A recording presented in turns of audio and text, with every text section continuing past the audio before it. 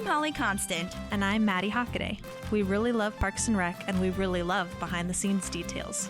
So we're researching everything from DVD extras like deleted scenes and commentaries, plus interviewing cast and crew who actually worked on the show. We also bring on guests and friends to geek out about everything parks. So join us, you tropical fish. This is literally the best Parks and Rec rewatch podcast. We're your park pals. There's a park and some pals, and there's also therapy too. Hello, friends. Hello, Park Pals. We're taking a little break this week, so I'm going to be re-releasing this amazing episode from Cooper Thornton, a.k.a. Dr. Harris. The timing is perfect because the last episode in I'm Leslie Knope, he comes on and he says that Jerry has the largest penis he's ever seen, which we talk about in this episode, okay? So please enjoy this. Please take some time to rest. I feel like everybody is just in the processing mode and the driving mode and like, let's finish everything.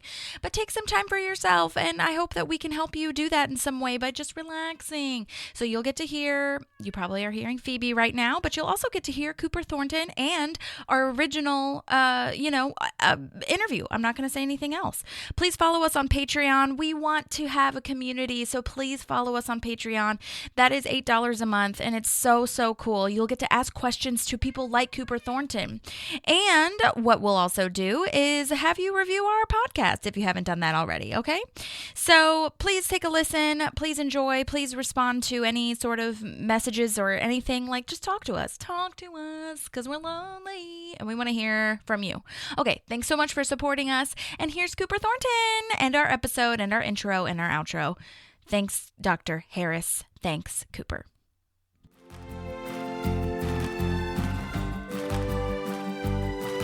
There's a park and some pals, and there's also therapy too. Hey, everybody. Welcome to another episode of Park Pals. Thank you so much for being here. Thank you so much for waiting. We're super excited to bring you an episode after some time off, and we've got a great one for our time back. Maddie will be joining me in the interview, but not in this intro, just because of scheduling and all that good stuff. But so I'm excited to have us both talk to the amazing Cooper Thornton, aka Dr. Harris. Oh my God, it was so lovely. I will let you listen to it. There was a brief moment where his son called, and so you won't hear that part, but I thought it was just so lovely, and Maddie and I were both texting and saying it was precious because to witness him be himself and not Dr. Harris, I don't know, it was just really cool and sweet, and I loved it. So I've tagged all of his things in the Instagram, so follow him on Instagram. I've tagged his website, medium.com, on the show notes, so please follow that, and you'll hear me say it again at the end of it, and he will say it and explain a little bit more of what that is. So please, please, please follow along. And yeah, we're so excited that he talked to us. He was amazing. If you have any questions for him, he is happy to answer them. So message me. Don't blow him up. I mean, you can follow him, obviously, but let's be respectful and make sure that you message me, and I'll message him, and I will get back to you.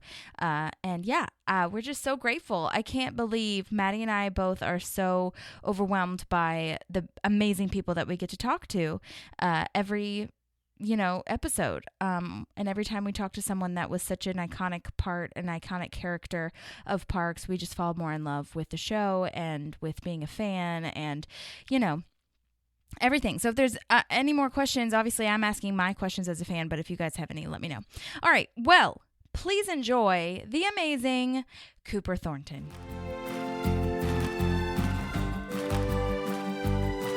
There's a park and some pals, and there's also therapy too. Hello? Hello? Holly? Hi, yes, Cooper. Hey, how are you? Good, how are you? I can't see you, but I can hear you. Can't see me. Let me fix that. There we go. Yay! Hello! Hey, how are you? Fine, thanks. How are you doing? I'm really good. What's on your wrist? Let's see it. The tattoo. I've got, this is Zoe. I guess it's backwards. Zoe in Greek is life in nice. English. Nice. Yeah. I studied abroad in Greece, and I just really connected with the culture. So I was like, I have to get a piece of that on my body. And what's the other? This is a whole note in music, like on sheet music. It's a whole note. Yeah. So Yeah. This is my co-host Maddie, by the way. Hi, Maddie, by the Hi. way. Good to meet you. Nice to meet you. Where are you guys? I'm in Nashville. Oh, where I'm born and raised. Yes, I wanted to talk to you about that. And Maddie's in Prescott. In Prescott, Arizona. Arizona. You Mhm. knew that. Oh, in Nice. Prescott, yeah. How did you guys meet up? Well, we went to college together. We went to Berkeley College of Music together. And that's how we became BFFs, and we were roommates in college. And then we've stayed friends ever since we graduated, which is wild because we haven't lived in the same state in how many years, Maddie? I don't know. Oh gosh, you graduated in 2014. It's been 8 years since we've lived in the same city. Which is wild. That's Yeah. wonderful. Keep it up. Those Yes. friendships will serve you well. We're trying. It's hard work, man. It is hard work. Long It is. distance, though. It is hard work. It is hard work. Yeah. Where are you right now? I am, well, I got it fogged. I am in Chapel Hill, North Carolina, Oh, okay. which has been my home for about 3 years now. Gotcha. Okay. Was in LA for 20 and was in Nashville for most of it before that. Gotcha. Okay. So where exactly were you raised in Nashville, or like where did you live Kind in of Nashville? kind of the Green Hills area. Oh my God, that's literally where I am right now. I Oh, live in you're Green really? Hills. What street? Where are you? Let me tell everybody my address. No, Yeah. it's right. You know where Green Hills Grill is? It's right Yes, off I know where Hillsborough. Green. Yeah. That is blowing my mind. Oh Yeah, my God. used to do improv at the Bluebird. We were the resident improv group at Bluebird.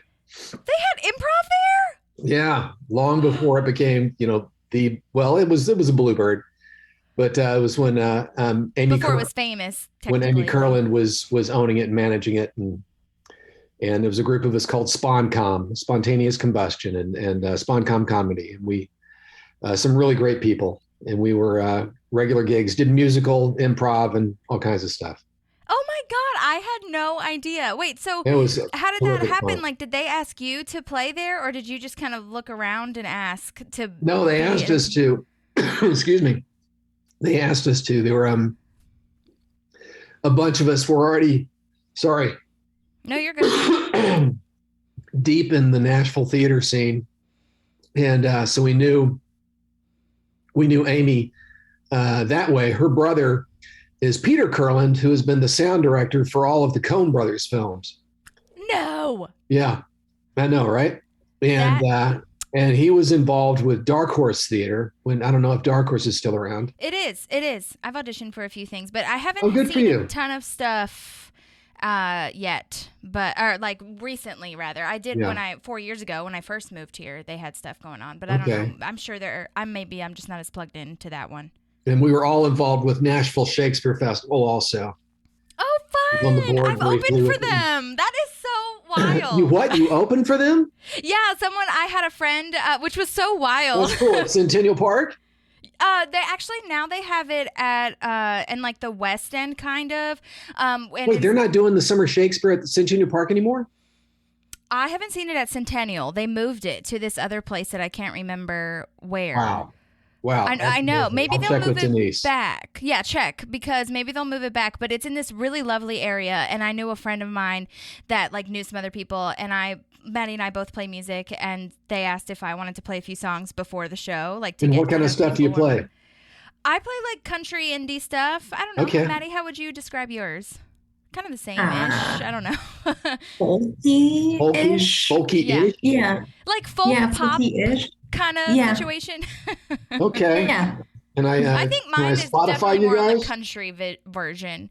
Yeah, you can. I can send you it after the. Send it to me. Send it to me for both you guys. I'd love to listen.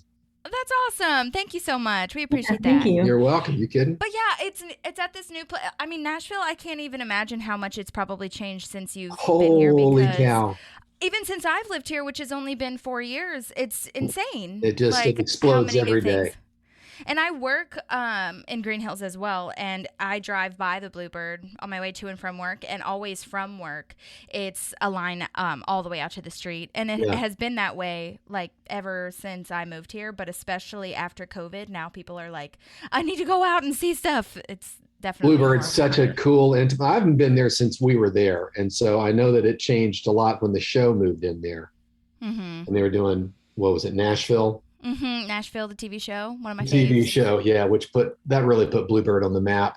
Though for anybody that was in the know, Bluebird was on the map always. I mean, Yeah, everybody that was definitely. interested in music, just particularly for the writers. Exactly. Well, I think that one of my friends just went to a show and they were like, oh, and they're not really in the music circle. And some of the songwriters were playing songs that, are on the radio. And they're like, oh my gosh, I had no idea. These people are famous, but they're just walking amongst us because they're the writers and they're not the faces, They're the ones that walk amongst us. Yeah. Yes, exactly. Yeah. But so how did you get to LA then? Or like, what did you act? So you acted here because you did I acted in Nashville. Sorry. Oh, can you hold on? This is my son calling. Okay, Oh hold my on. gosh, please.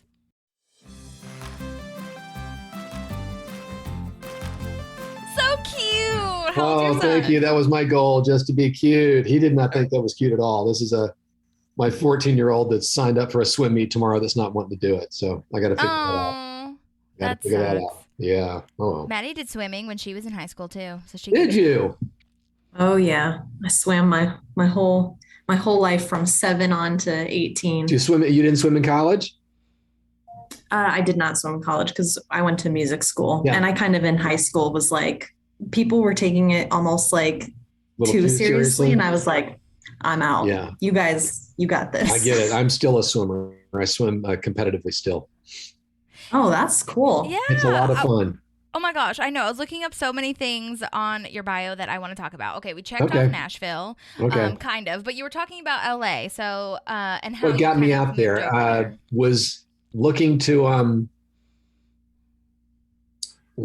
pursue TV and film, and Tennessee didn't have a lot going on.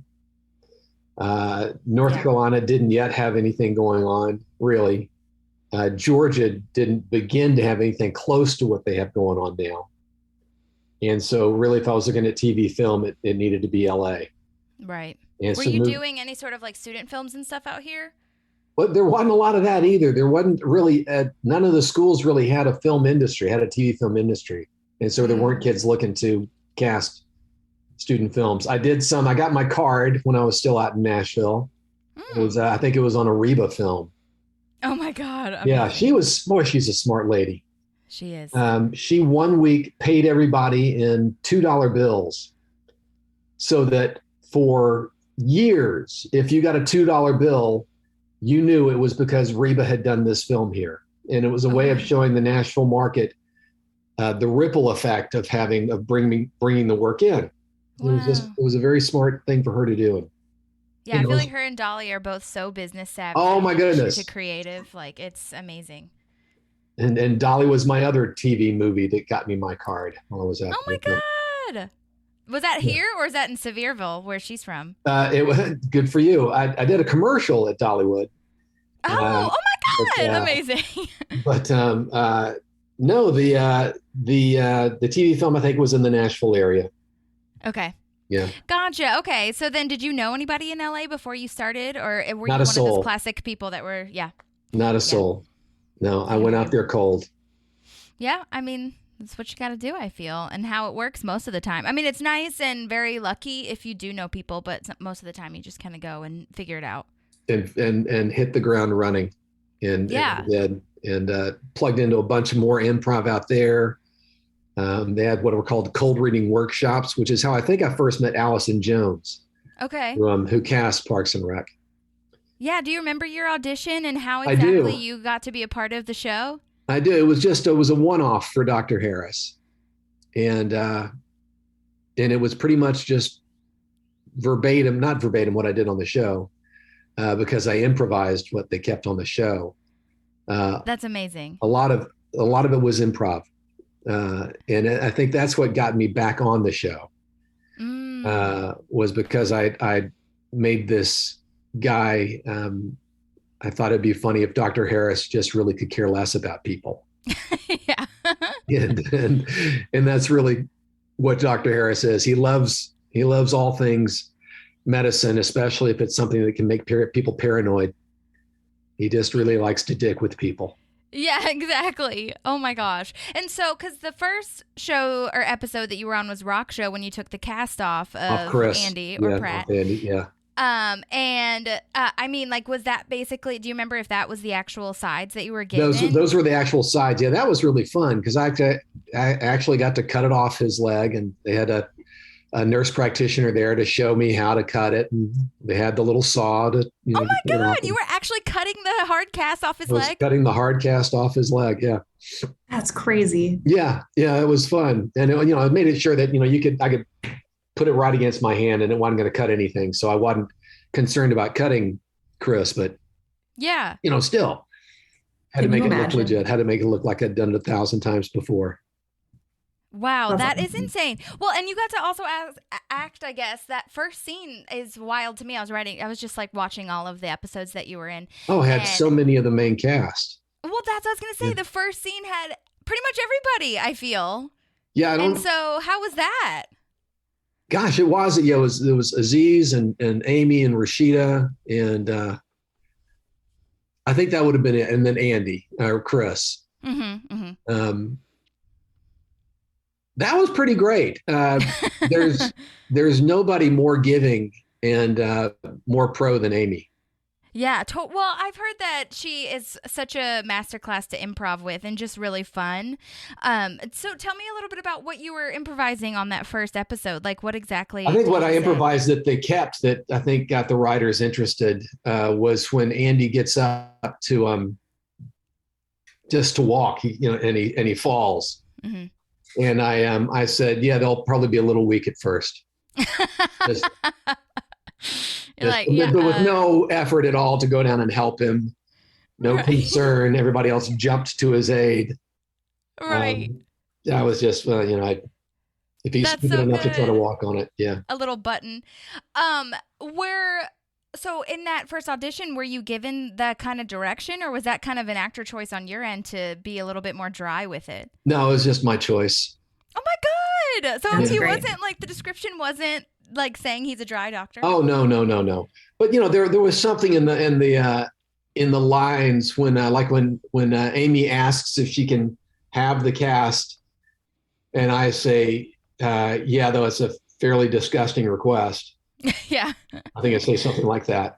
So you can kind of guess from there. Yeah, there's something that indicates that this doctor maybe isn't the best people person. Mm-hmm, mm-hmm. And so I decided to turn that up a little bit. Well, it's kind of amazing, too, because in each scene, I mean, you're in a lot of episodes throughout the show. And so it's really funny because each scene is probably like 30 seconds, maybe. I mean, apart from the Halloween one. So, it's really lovely the way that the writers kind of gave you just some fun things to work with. They were so generous. God, one-liners. But then you, obviously, and I always am interested to see how the collaboration works because obviously, they wrote it, but you delivered it. So, and I think that you make a good point in saying that you probably were asked back quite a bit because of the improv, you know what I mean? Yeah. So I'm always really interested in hearing the logistics. We're always interested in hearing what improv. There's a lot of writing that happens right there as you're shooting it. Mike Schur or others would shout out, okay, now try this line or try this line. Mm-hmm. Or that was good. Do that one again. There was one where Andy was in the hospital all the time. He was always doing something stupid. Yeah. Or right. Get injured. And I said something about him recommending a helmet. And Amy she said, okay, she shouted to Mike or something, keep that. Let's go with that. Let's follow that line and let's see what comes up following that. She was absolutely first line out wins. There was never a sense of her having to have the funniest line. So she often did because she is just drop dead funny. Yeah. And smart and just she listens so well. That is the hardest thing, I feel. It's something that I struggle with when I did improv, very, very briefly. It was just a blip in the radar. Was it taught me how to listen because I love talking and having a conversation, but I'm very bad at just stopping because I'm always so excited and I'm always I want to jump on what you just said because you said something really nice.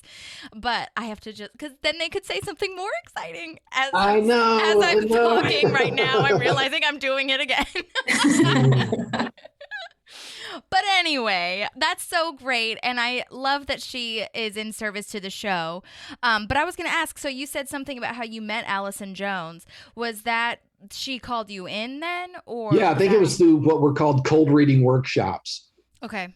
There were these workshops in LA where casting directors would come in. You would sit with them in a class with, say, 20 other people, and they would give you sides.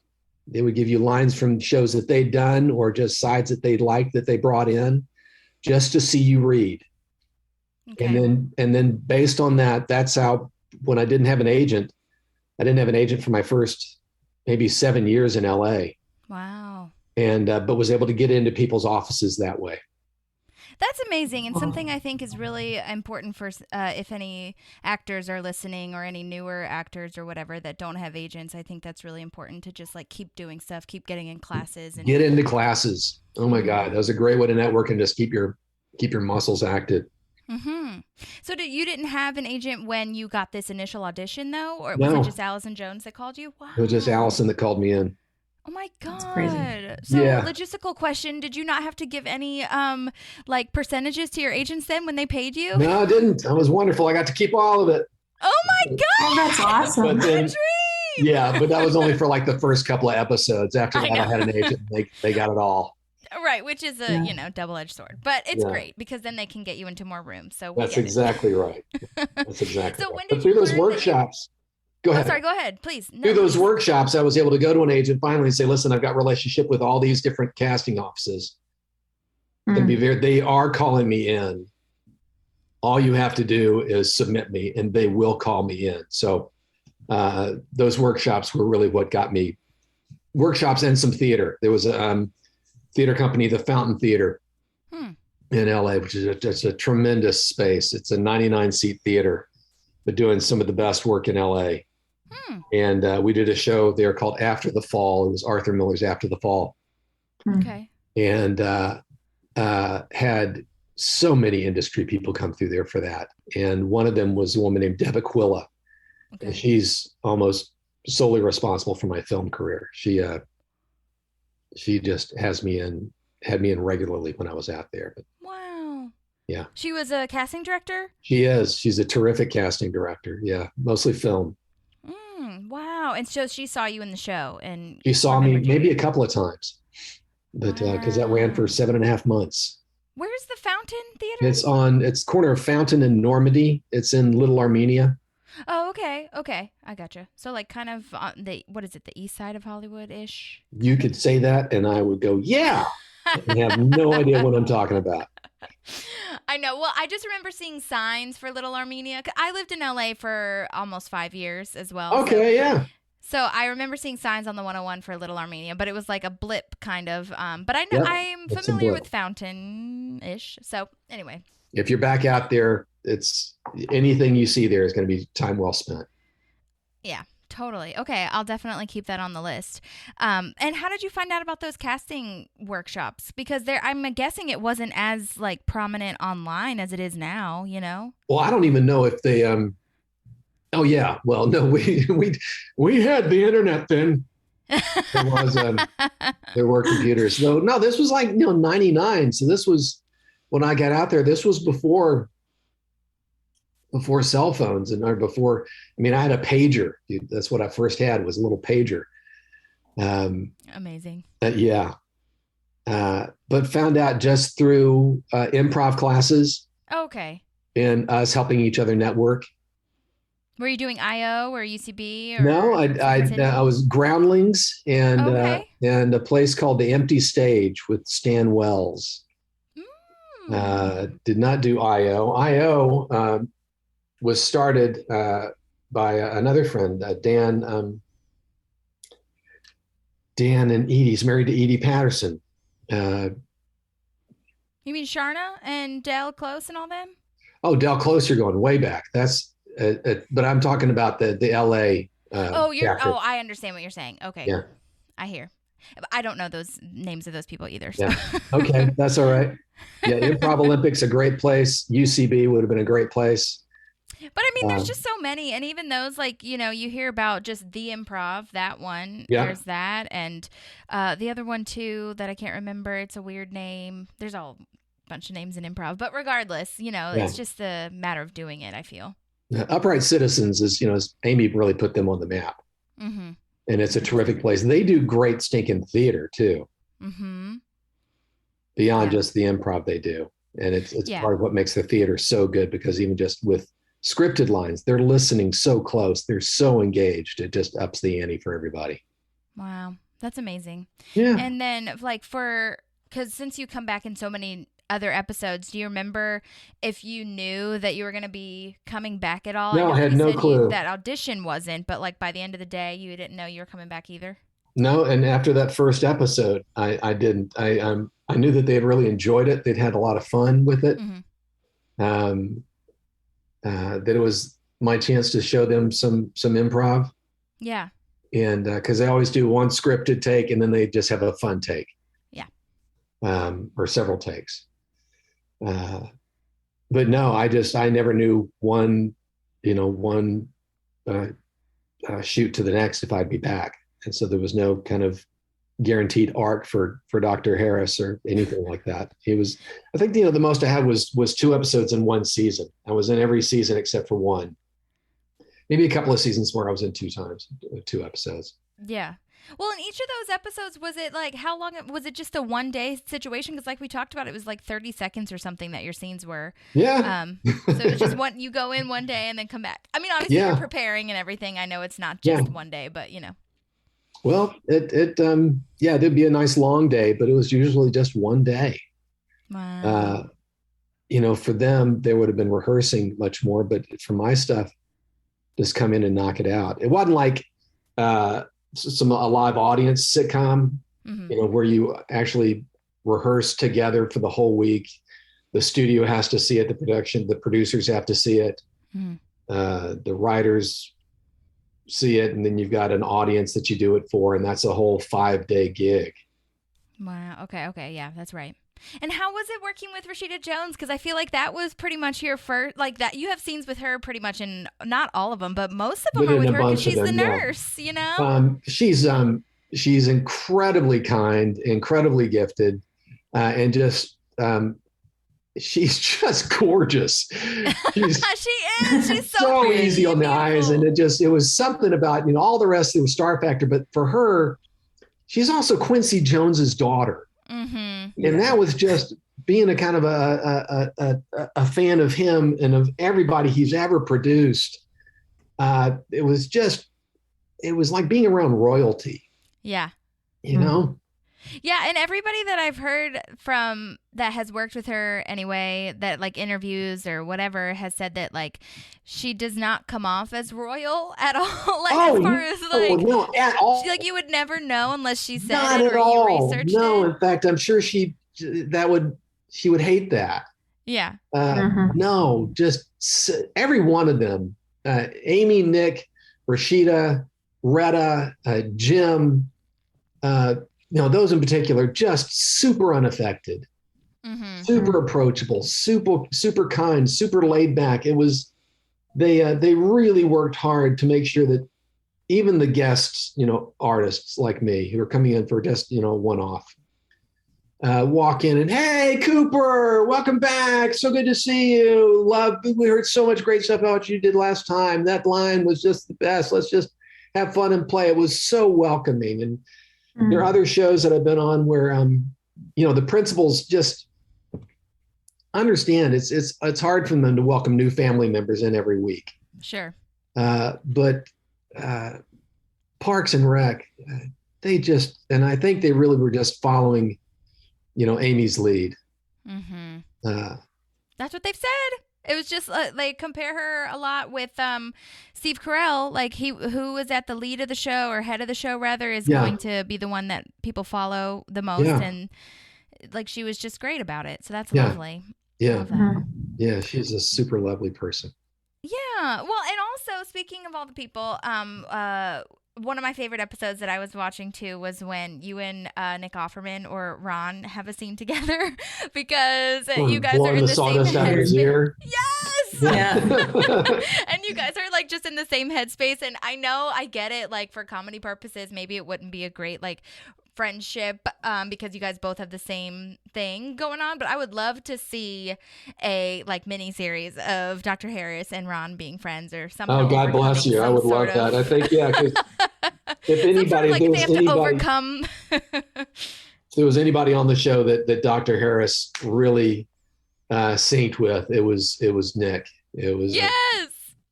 His Ron. And one of my favorite things is you had to Same press on his vibe. belly and then he giggled. Oh, and that's his laugh. That's oh, God. Great And impression. try to keep it straight when Ron. That's one of those go. Well, ask about that. Was it really hard to like keep the straight face because going? his laugh is so infectious and so sweet.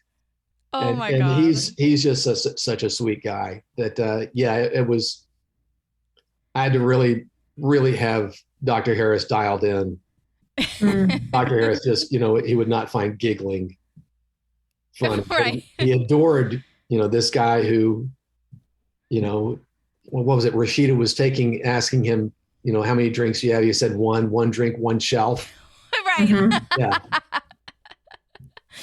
Or like he asks, or Rashida says, like, we'll have your test results back in a second, like cholesterol, sugar, all that stuff. And he's like, not interested. Yeah. And then he just walks away and you're like, just strips your off the line is prescription. He's perfect. gone. Yeah. Just wish all the patients could be like that. yes. Yeah. Really hate it when they ask questions. Really hate it when they ask questions. Yeah. That was Dr. Harris in a nutshell. That's the whole vibe I got from Dr. Harris was, I love the science. I love the medicine. I don't want to be around people. I can't Get me stand out the of here. people. You nailed it. That is, you absolutely got it. Thank you. That's Yeah. Medicine would be great if it weren't for people. Right. Did you ever have an experience like with bedside manner like that with another doctor, or did you you read the lines? I think and you were we've like, all had that bedside experience with doctors who really would rather we be textbooks instead of living people. Yeah. So that wasn't hard to draw on at all. My dad was a doctor, but he had a fabulous bedside manner. But no, I love the idea of a doctor who, is there for the betterment of society, but he just would love it if society didn't have to be part of it. right. Yeah. Did you ever want to be a doctor at all since your dad was? and you played this? No, I never did. And it was probably because my dad was, and I saw what that was like. And it took so much time away from us. And I just thought, no, It's a lot. I'm good here. I think Yeah. I'll pursue something where I have no job security whatsoever. Right. Much more interesting that way. Much more interesting. I can my play God. doctors. I get to play lots of doctors. Yeah, exactly. You definitely have a doctor look. We could see that. And a doctor look, a lawyer look, kind of the Yeah. dad look. Yeah. Love that. Well, and you also got to act with Rob Lowe when he said that he had tendonitis, or he thinks, and then you think that he has shoulder cancer, or you make that joke about like That's right. that's what it could have been, the alternative. Yeah. How was that? Do you remember that scene? I remember that whole shoot, and that was very interesting. Because Rob was not part of the first, several seasons. Mm-hmm. And so he and I didn't have any kind of history or camaraderie. And so it was pretty much just come in. It was like coming in as a doctor and just doing a quick exam Mm-hmm. and leaving. But, there again, when they first started the show, none of these people were really successful film actors Mm-hmm. or known for their film careers. Yeah, it was mostly TV. Well, Rob Lowe anyway, for sure. But Rob really was known. Yeah. Because he had the whole he was in a bunch of stuff, but I just remember him always playing like the bad lawyer guy, like in Wayne's World and a bunch of other ones. Yeah. But anyways, continue. Well, Rob was known, and so there may have been a little bit of just this is Rob Lowe. Just something about the name. This is a name. This is really Rob Lowe. I Not know. really. Did you have to like get in the right headspace to act with him, or were you more of just like, okay, it's another day, I'm just gonna be casual? No, it's another day. I could be casual, but I could also use any kind of, if there were any, oh my goodness, this is Rob Lowe.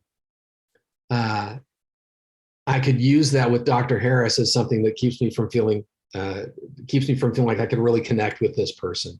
Yeah. So I let it be something that is a wall between us, because that's where Dr. Harris would rather there be a wall between him and all patients anyways. That's true. Even if, that's a good call. Like, even if the patient was famous or something, like in the show's reality, like Dr. Harris would be like, whatever. Whatever. No. Yeah, and I was laughing out loud because I hadn't watched it in a while, that episode in particular, because we review the shows and we're only what season are we on now? 3? Season 3. Yeah, we just started season 3.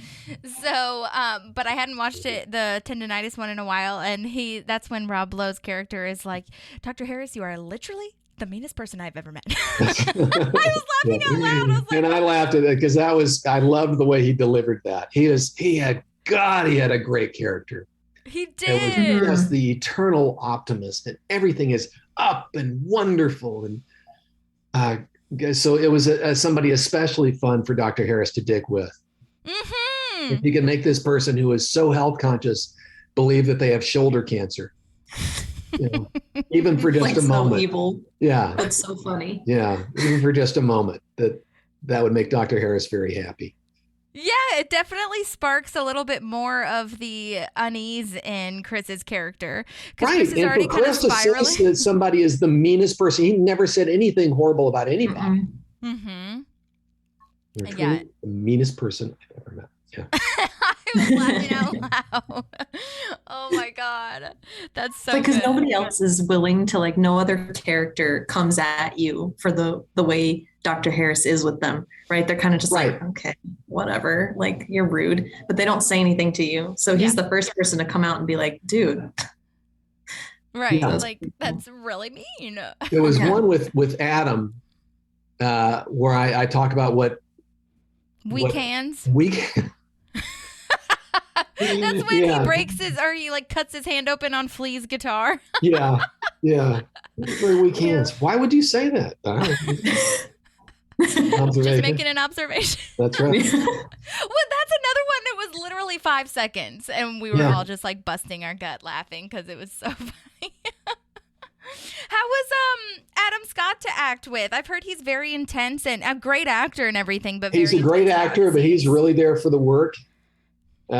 He and I didn't chat much, and I really respect that because he did gorgeous work. Everybody did gorgeous work on that show. It's just an amazing show. Yeah.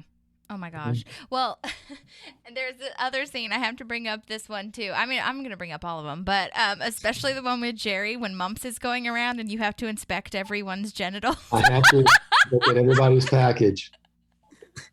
That was a fun one. That's where they were just throwing lines at me. Oh my God. And that talking head of you saying, I actually don't know if he had mumps. I was distracted. Too distracted. I have the largest penis I've ever seen. That delivery is so perfect too. It's so good. Thank you. Amy told me when the next time I was back in, said that was the most rewatched 6 seconds of the show. Just that one clip of that. I don't know if he had mumps. I was too distracted. The largest penis I've ever seen. Now, did you get the side before you filmed, or was that one of the lines that they were feeding you? You think? Do you remember? No, that I think was one of the. I think that was the. Those were the lines. Those were the actual lines. There were other lines like and I worked on a farm. As well. Oh, that would have been hilarious. I've seen big ones, but this one. Yeah. They just kept, okay, now say this. Okay, now say this. Oh my God. And who do you remember? Because I actually didn't get a chance to see if you had repeat, but did you have repeat directors as well? Like, or was it a different director? Yeah, I think that Mike may have directed a few of them. Okay. Yeah, I think odds are pretty good that I did have some repeat directors. I don't know because it was over so many years. Yeah. Well, I mean, did they even really have that much of by the end of it, I feel like they might not have had that much direction to give you anyway, because you had already had kind of the idea of what Dr. Harris was going to be about, Right. And so it wasn't like, they probably didn't give you that much, right? Rarely did I get any direction. I really didn't get much direction. It was more just them having fun trying to get me to say different lines. Yeah. Oh my gosh, that is so funny though. The farm line, I would have loved Yeah, to see that too. I would have died. And then there's the other one with Jerry that I love, where he has a fart attack. Oh yes, would you please just call it Aziz? Really, could you please just call it a fart attack? I love you are not taking the bait whatsoever. No, You didn't. I don't even know if your character would was even thinking about it. You're just like, no, that happens. Yeah. no. It's then again, he's the doctor, he's the science. This happens. Don't knock my science. That's right. And if I think that you're wanting me to say something that'll make you happy, that's the last thing in the world I'm going to care to say. Right. You know.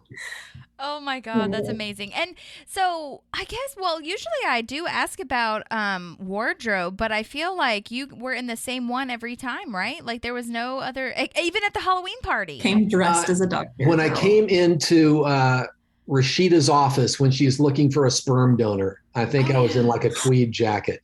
Oh yeah, that's right. Yeah, I think that I was not just in the doctor's garb then, but I think you're right. I think every other time. I think it was fun because back toward the end, not toward the end, but maybe halfway into the show, I actually had maybe even had a name tag. I thought, okay, now I'm here to stay. They made up a Dr. Harris tag. So, okay, they've wardrobe, or costume or props have done that. So there's some investment in it now. So they've got, I made it. I'm in. That's amazing. Did you get to keep anything Not from a set? thing. Okay. Not a thing. They though they did, one year sent out. I got this great hoodie that's Nope when she was running for office. Mm-hmm. Nice. And it's got that on it. It looks very official. It's really fun. Sent out a whole book about Pawnee, the history of Pawnee. Oh my gosh, you mean the one that she wrote, that Leslie The one Knope that she wrote, yeah. Oh, love it. That's real? Yeah, it's real. That's so cool. How about that? Yeah, got that. But they sent out some fun swag like that just to say thanks. Yeah. Okay, well, if you ever find it, send a picture of that to me because I would love to see it. Okay. I may have actually found a fan and said, hey, here, you deserve that more than I do. So still got the hoodie. That would be very cute. Yeah. Well, and I also, okay, so on your IMDb, there it says that you were in the office in Phyllis's wedding. Is that real? Did that get that's cut? real. Yeah, that's Okay. real. Can you explain this to me? Because I don't remember you being in it. Did they cut It's your because you scene? got to look at the extras. It was a scene between me and Pamela. And I am You mean Pam? Pam. Her real name is Pamela. Yeah, Pam. Anyway. We both went to Baylor too, as a little bit of trivia. Oh, that's cool. Oh, okay. But, she asked how I know Phyllis, and I said, well, it's actually, I know their cat. I'm their a feline veterinarian, but that I specialize in feline spirituality. What? And, so that's where Pam just doesn't know what to do with this guy that is interested in a cat's eternal, spirit. Wow. My Yeah, The Office was, they could write. Oh, And that was a wow. super fun one because Steve Carell just got messy. Yeah. That whole episode, I have a lot of debates now because Scott's Tots, to me, for the longest time, was the most cringy episode. Like him having to go tell high schoolers he wasn't going to be able to pay for their college. Mm-hmm. But then you watch Phyllis's wedding and you're like, this actually might be the cringiest episode. They really had some cringeworthy episodes. You just, oh God, Yeah. I really, that guy. Well, yeah, I think that's so funny because there was a couple times when I did go back.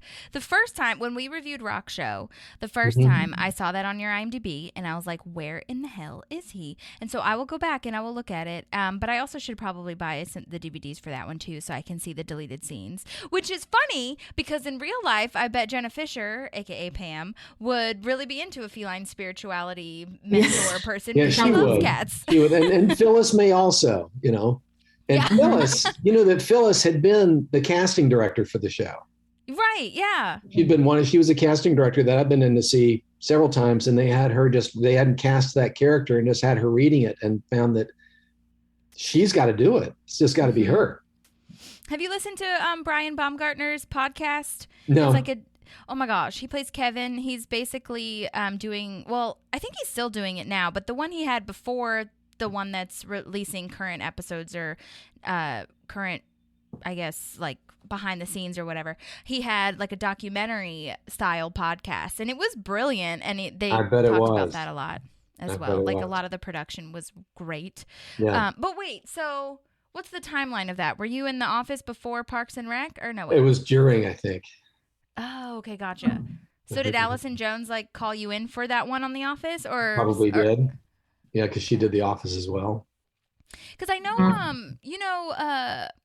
for the extras anyway, I know Dorian Frankel, the casting director, is the one that does a lot for Parks, but I didn't know who did a lot of the co-stars for The Office. Yeah. But I've been in to see both of them, so it could have been either. Yeah. Do you remember auditioning for that then? The Office? No. Uh-huh. Okay. No. So they probably just were like, hey, we have this extra line. No, the only thing I remember auditioning for, actually The Office, it was more of an audition because there were 2 or 3 scenes where they came back to me and Pam. Mm-hmm. So they really had to just decide, we can't have just a little bit of this. It goes from this guy first introducing himself to Pam. They're seated next to each other at a table. And to where he asks her out, and she just, says, no, I can't. I'm actually intimate with someone. And he says, oh, I'm sorry, I didn't see the ring. She said, well, we're not actually married. And then my guy says, oh, I'm sorry, Phyllis neglected to tell me about your promiscuity. Oh my God. Where is the scene? I'm so sad. It's in the extras. You can find it in the extras for Phyllis. I'm going to watch it. One of the only auditions I remember was for Curb Your Enthusiasm. Oh, how'd that go? It was actually with Larry David. And so he just went in, and they just want to see, can this guy improvise? Because there's no telling what we're going to have the show be about. Mm-hmm. So I just sat, and the two of us just said, improvise about this. Oh, and that, you want to talk about sweating my brains out. Totally. Well, wait, which season did you audition for? Oh God, you're asking me. I have to pull up my IMDb. So basically it wasn't the first season. It was it was already been on for a while. Yeah. Okay. Yeah. Do you remember what you were improvising about at all? No, the scene was about me wanting to rent an office in his office building across the hall from him. And he really liked not having anybody there. And so he plays somebody that has cerebral palsy. Mm-hmm. Yeah. He just said, I know I'm going to hell for this. It was so offensive and so spot on and so funny, because he was just trying to make it so uncomfortable for me to even entertain being in this office across the hall, because this guy with cerebral palsy was going to want to have lunch with me every day. We were going to be best friends. That was his, that's where he went. And so I had to just, okay, this is where we're going. We're going to a really dark, horrible place. That's what I was going to say, because oh my God, it's definitely not like a lighthearted thing to think about or improv about. No, not at all. And that's where he said, I know I'm going to hell for this one. Oh my God, that's wild. Oh. Yeah.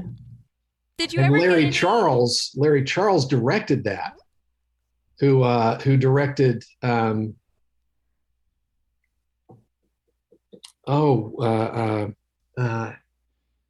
me out. It's documentary style. It's this guy who comes to America to want to Borat. Oh. He directed Borat. Oh, yeah, and the this guy dictator was and all that. This guy really knew his chops, and boy, it was to have the two of them. That was God. I can't even imagine being in the same room with Larry David and just being like, yeah, okay, improv about this. I would really I'd be crying maybe, or sweating. I don't know. Yeah.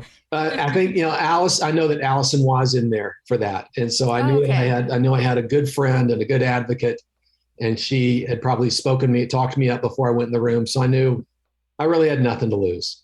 Yeah, that's true. Yeah. And have you improved pretty much like your whole life? Like, or was it after? No, it college, was after high all once school? I'd been doing it in Nashville before I moved to LA. Okay. But that was just a bunch of us making up games. Yeah. None of us had really studied Like more of a improv. Who's Line situation? Yeah, absolutely. I was trying to remember much more like Whose Line Is It Anyway, except that the musical stuff we would do, how we do a 20-minute musical with acts and arcs and choreography and musical improv is insane. yeah, it's also a lot of fun because and we'd get all of it from the audience. Yeah. Every bit of it we'd get from the audience. And you also have to have a really good relationship / good pianist. If you do have a pianist with you. Oh, we sure did. We did. We had a fabulous pianist with us. Oh my God. Amazing. And you also went to, I was looking on your website, or not website, on your IMDb. Is it true? Tell me about the Welsh College of Music and Drama. What? You studied in Wales? You lived in Wales for about a year. What? And I'm jealous. Oh, boy, it was beautiful. I'd do it. I'd be back there in a heartbeat. Love to spend several months there a year. Really wonderful people. Oh my God. It was after I'd finished my MFA in Cincinnati at CCM. Okay. And I taught at Belmont University for a year in the theater department there. Oh, I didn't know that. In Nashville. Yeah. And then wanted some more study. And so I looked around, and sadly, I only speak English. So that limited a lot of the places we could go. Sure. And I found this program at the National Conservatory in Wales. And, my God. And liked it, and sent in a tape as an audition. And they called one day, and my then wife and I got the call. They said, "Okay, we'd love it to offer it to you, but we need to know now." And the program was going to start like a month later. Wow. And so it was a real quick, yeah, let's do it. Let's go. That's so cool. And so what kind of program was it? Was it like a PhD type thing, or what? No, it was the same kind of, it was a 1-year graduate diploma thing. It was just a very intensive year for folks who'd already done an undergrad in theater. But it also focused on radio, which I'd never had any experience with before, except at Baylor. I actually did DJ'd. Oh, wow. But for radio theater, because radio then, BBC radio was just the best I've ever, the radio that we got to listen to when we were there was fantastic. Mm-hmm. And it was pre-cable. And so radio was a lot of what Britain still listened to. There are loads of wonderful series on the radio that's what you go to talk about the next day at work. It was not what you saw in Dallas the night before. It was what was on, BBC. Like those scripted shows on the radio. That's exactly right. Yeah. Gotcha. Okay. Yeah, I feel like they were popular here, but not as much as what it sounds like over there. Oh, no, it was huge there. And theater was huge there. Everyone would talk about when they saw this actor at this theater at this particular show, and that was part of the common vernacular. Everybody had that history until cable, and then cable kind of brought everybody back indoors. Wow, that's incredible. Do you still talk to anybody from over there, or do you ever go back? I do. Or keep in touch? I do. There was my fight choreographer, my fight instructor, Steve Wilshire, like Wilshire Boulevard. Steve Wilshire was at his wedding. He got married in Toronto, and there's a castle, I think called Casa Loma, in Toronto, and where they had their wedding, and we were all in kilts and the works, and we were all with our swords, and we had a choreographed kidnapping of the bride, where the bride's party took on the groom's party, and there were deaths and all kinds of beautiful slayings and leaping on the tables and trashing the hall, and then they had to fight to get her back. And so it sounds very much like in The Office when Angela is kidnapped by Mose, who is played by Mike Schur. Right. That's funny. Oh my God, I can't imagine having that at the wedding. Is that like a tradition, or he just wanted to No, do that no, because he they, loves fighting so much? Or he not loves fighting, but fighting. the stage fighting. No, it was definitely not a tradition. In fact, the people who worked the castle were kind of freaking out. They never had anything like that happen there before. Oh my God. Freaking out and thrilled at the same time. They thought it was the best. That's so So funny. cool. Did someone video that? I hope you have it on video. I'm sure they do. I'm sure Steve does. Yeah. Oh my God. I love that. Mm. So we've got fight choreographer, actor, not choreographer, but I guess you could choreograph now that you've done it. I could. I have. Yeah. But I was licensed by the British Fight Directors Society. Oh my God. Yeah. That sounds so cool. It was loads of fun.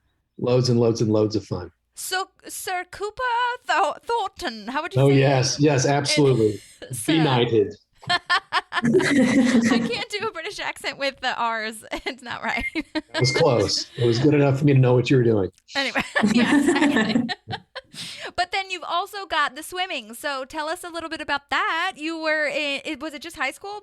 No, it was before high school. I started swimming year round when I was 6 and then quit when I was 13 because I'd seen all the tile there was to see. Just got bored with it. Right. Yeah. And you know what that's like.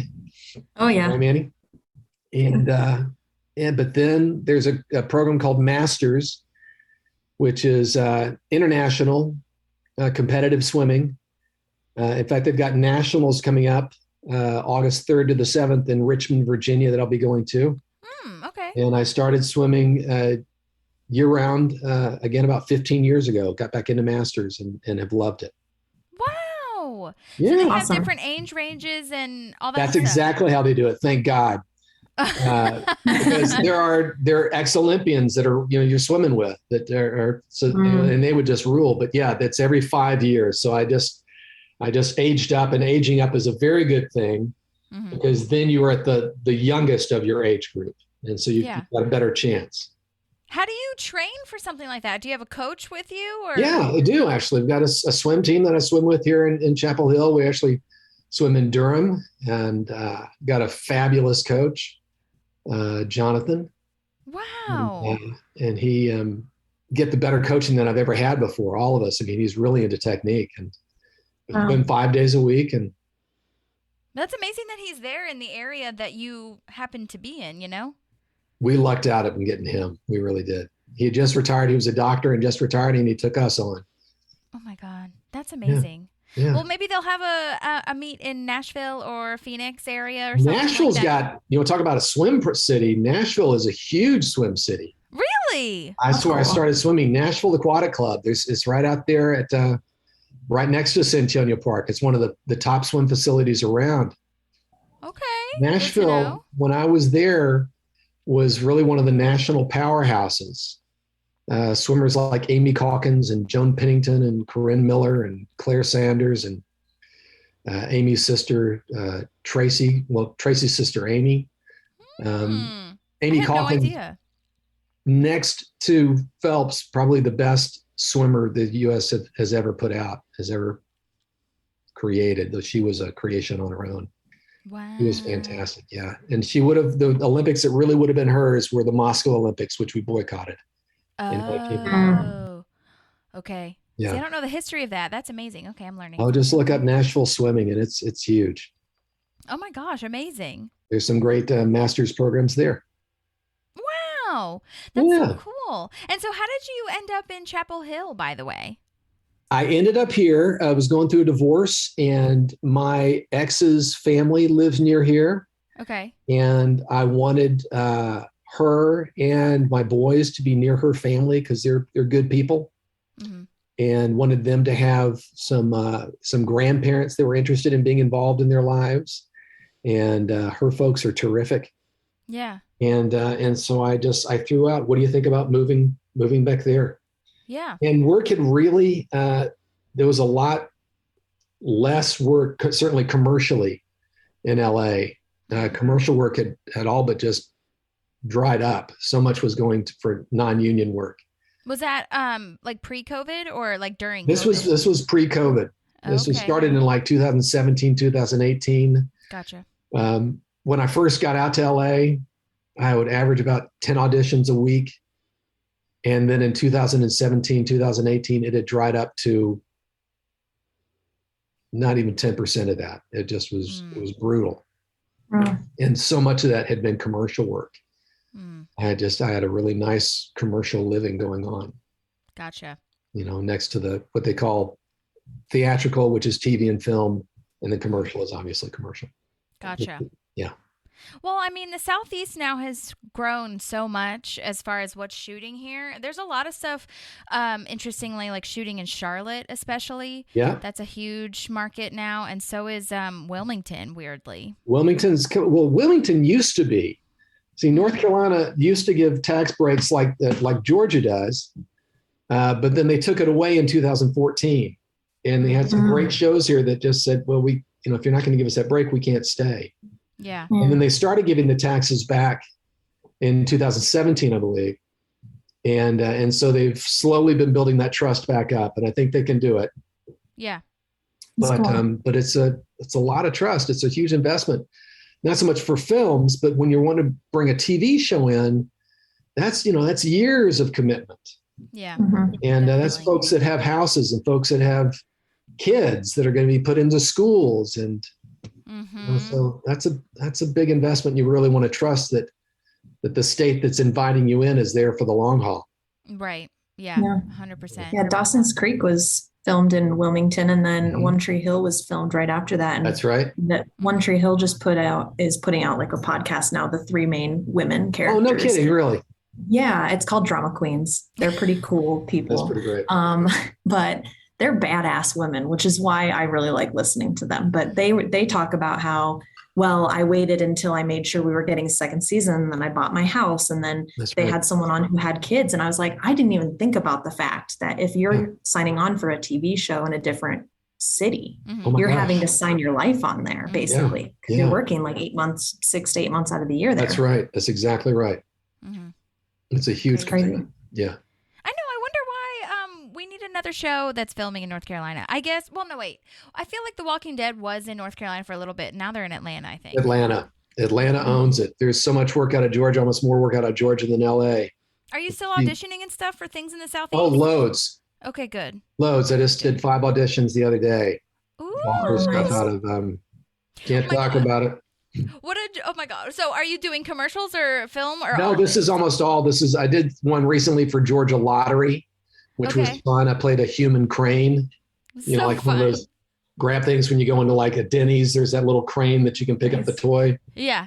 So I was in a harness just going down and grabbing a bunch of money. Oh my God. Yeah. That's amazing. Yeah. And painful. Oh no, no way. Not comfortable. But to be in a harness like that for hours at a time. Well, did you have to like do training and stuff for that too? No. They didn't give you any sort of safety training? No. Just strap you in and just pray that the person who's operating the harness, doesn't fling you into something. Oh my That's God. some trust. Yeah. Almost all the stuff is TV film. Okay. It's almost all TV film out of Georgia.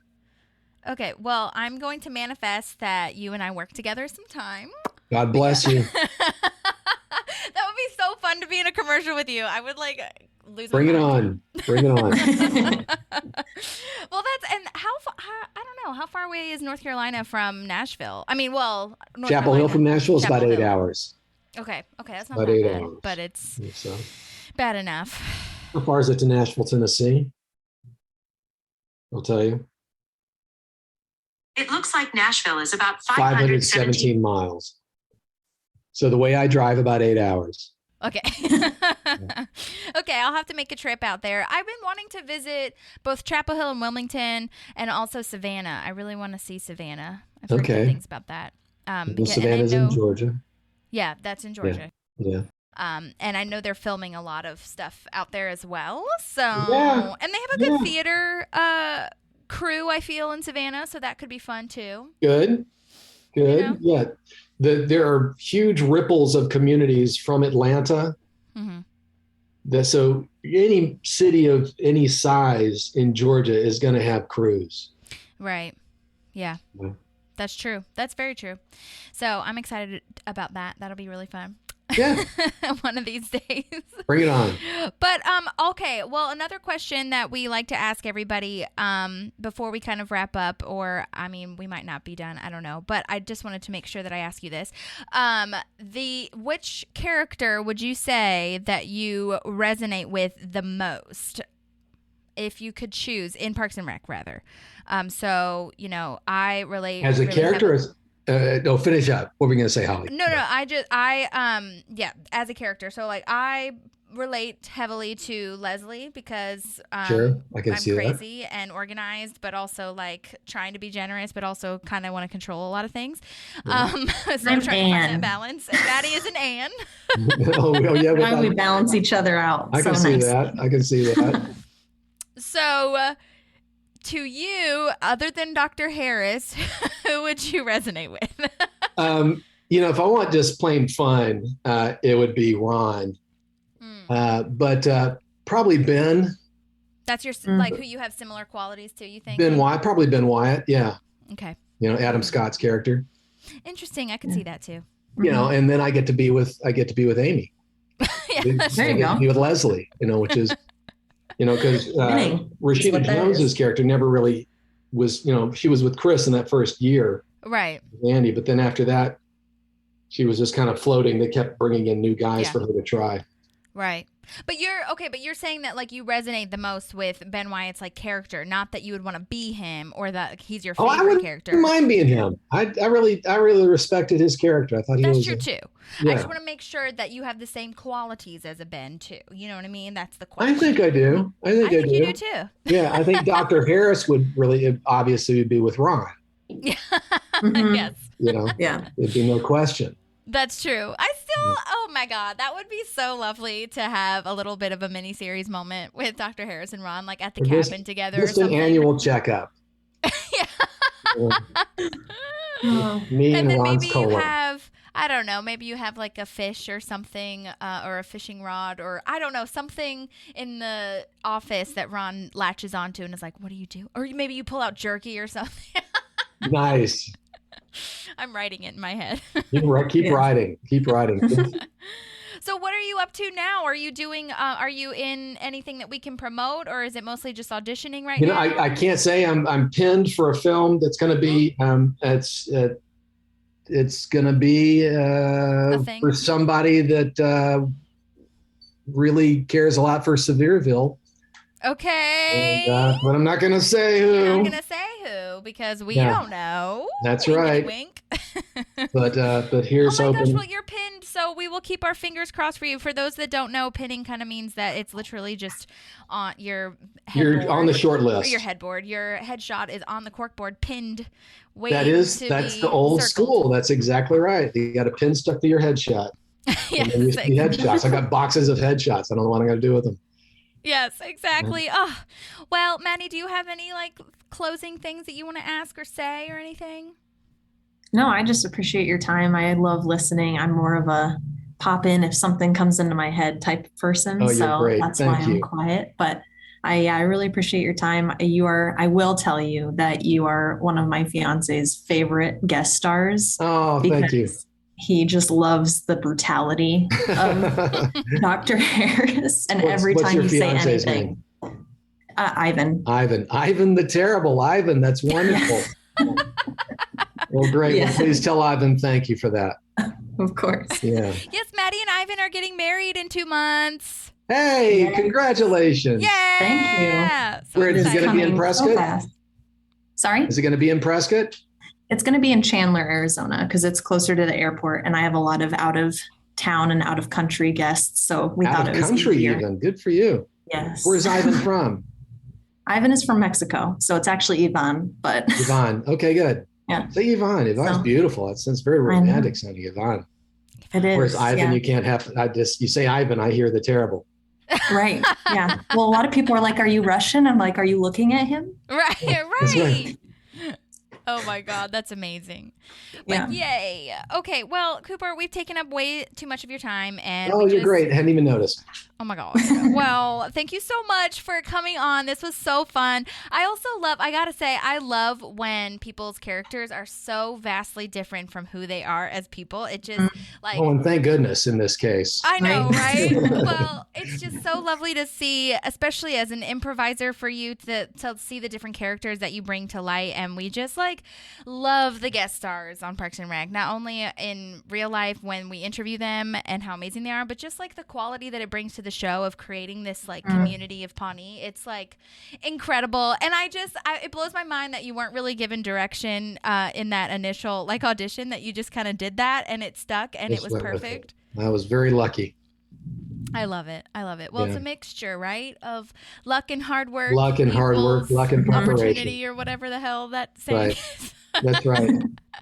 Well, tell your son good luck at the meet. I will. Thank you. Well, yes, if he ends up doing it. We'll see. If he goes. Yeah. And good luck to you as well if you are competing anytime soon. Thank you very much. And just thank you so much. This was so fun. You're very welcome. Thank you. Nice meeting the two of you too.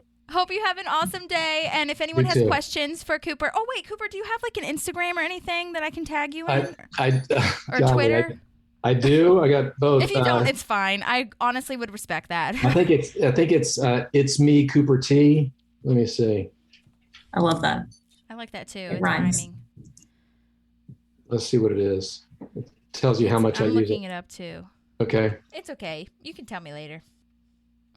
Yeah, send me a line asking, and then I'll get it back to you. Okay, that's perfect. Because we'd love to tag you so that people can follow you. But if anyone has any questions for you, then they can message me and I will ask you. And I would love that. That'd be great. Bombard.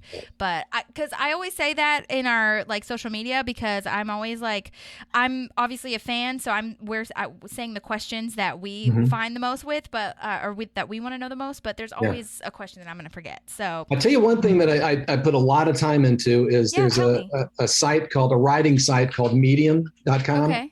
Okay. And I've got a lot of essays up on that, and a lot of them about a battle with depression.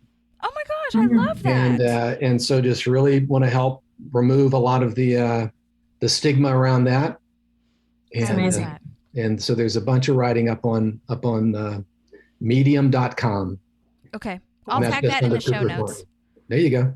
Yeah, so that people can. That is amazing, and I love that we're kind of in this shift now in the world where we're able to really discuss it and make sure that it's not something that is about shame or any sort of problem, because we're humans. Yes, we are.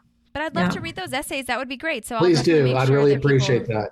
That. I'd love you to. Let me know what you think, and I'd appreciate that. Yay! Well, thank you so much again. Sorry we've said bye 800 times. That's just our style, but that's okay. Have a great day. Thank you so much. You too. Bye-bye. Bye, Maddie. Bye. Good luck 2 months from now. That's fantastic. Thank you very much. All right. Bye, Ollie. Bye. Bye. Thank y'all. Yay! I love him. That was so cute. I want him to hang out here all the time. I know. I want him to come visit Nashville. Oh my God. And then you could come down to Nashville too. Well, I have a little reunion. Yes. It'd be so cute. So precious. Well, wait, do you have to leave now? I have a couple minutes if you want. Because my 1 o'clock meeting isn't happening. Okay. Well, that worked out really nicely for us. I didn't really have any more questions anyway, so I'm kind of right now, I'll just be doing our little outro moment.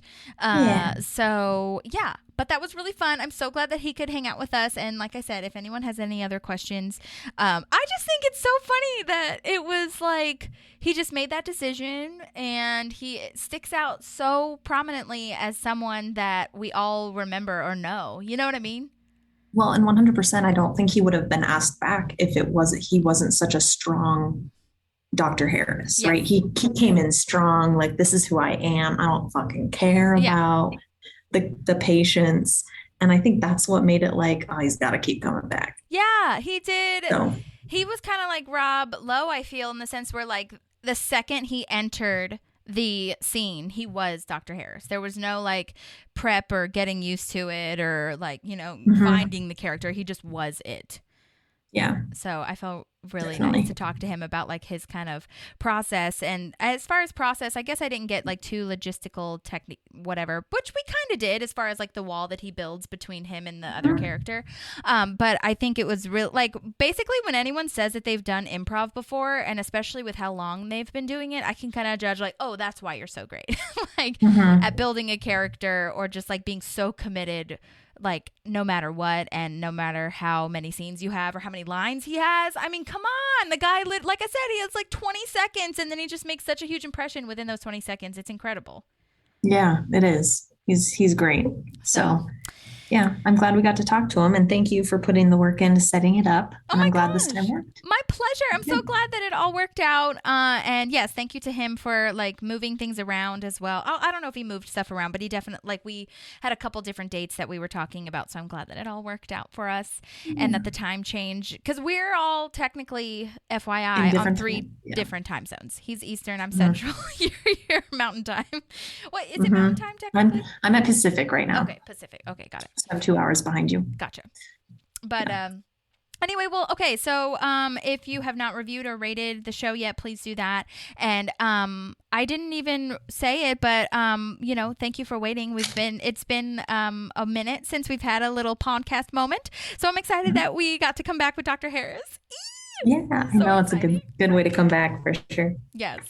All right. Well, we hope that everyone has a lovely rest of your week, and hope you are having a good month and a good summer, and that you have air conditioning. And yeah, that's it. Yeah. Thank you, We'll see Dr. you soon. Cooper. Read all of the show notes for his essays and whatnot. Okay, bye. Bye. There's a park and some pals, and there's also therapy too.